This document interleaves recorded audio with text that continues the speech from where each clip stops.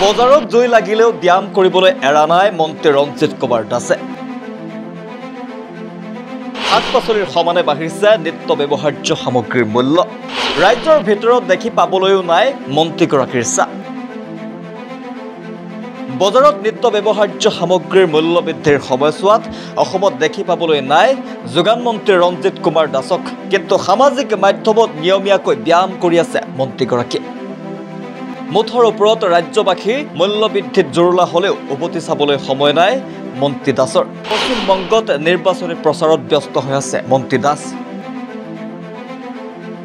অসমত হুৰাহুৰে বাঢ়িছে খাদ্য সামগ্ৰীৰ মূল্য। কিন্তু ব্যস্ততাৰ হেতুকে অসমৰ মূল্য বৃদ্ধিৰ খবৰ ল'বলৈ আহৰি নাই যোগান বিভাগৰ দায়িত্বত থকা মন্ত্ৰীগৰাকীৰ। মন্ত্ৰীগৰাকীয়ে প্ৰতিদিনে পুৱাই পশ্চিমবংগৰ পৰা অসমবাসীক সুপ্ৰভাত জনোৱাৰ লগতে নিজৰ স্বাস্থ্যৰ বাবে সময় দিবলৈও আহ্বান জনায়। কিন্তু ৰাজ্যৰ বজাৰৰ খবৰ লোৱাৰ আহৰিও লাভ কৰা নাই মন্ত্ৰীগৰাকীয়ে। শাক-পাচলিৰ বজাৰেই হওক বা নিত্য ব্যৱহাৰ্যৰ যিকোনো সামগ্ৰীৰ ক্ষেত্ৰতেই হওক, অসমত এতিয়া জুই-চাই দাম। আৰু এই জুই-চাই দামৰ সময়ছোৱাত যোগান বিভাগৰ দায়িত্বত থকা মন্ত্ৰীগৰাকী ব্যস্ত হৈ আছেগৈ নিৰ্বাচনী প্ৰচাৰত। পশ্চিমবংগত তেওঁ নিৰ্বাচনী প্ৰচাৰ অভিযান তীব্ৰতৰ কৰি তুলিছে, কিয়নো পশ্চিমবংগত মমতা বেনাৰ্জীৰ বিৰুদ্ধে ইমান সহজ নহয় ভাৰতীয় বিজেপিৰ। কিন্তু এইখিনিত এটা প্ৰশ্ন উত্থাপন হৈছে যে ৰঞ্জিত কুমাৰ দাসে যোগান বিভাগৰ দায়িত্ব লৈ নিতৌ কলিকতাৰ পৰা অসমৰ ৰাইজক স্বাস্থ্যৰ ক্ষেত্ৰত সচেতন হ'বলৈহে কোৱা পৰিলক্ষিত হৈছে।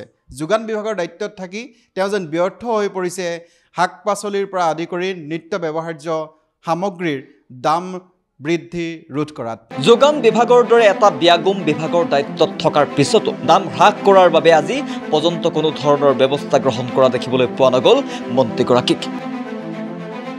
ইয়াৰ মাজতে দুই এক নেতা পালি নেতাই নাভূত নাচুত যুক্তি দি জনতাৰ অসুবিধাক তাচ্ছিল্য কৰাহে পৰিলক্ষিত হয়।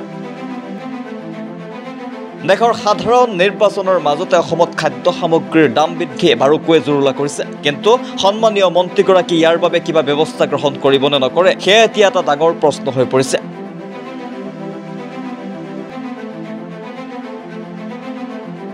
Bureau Report, such the reality.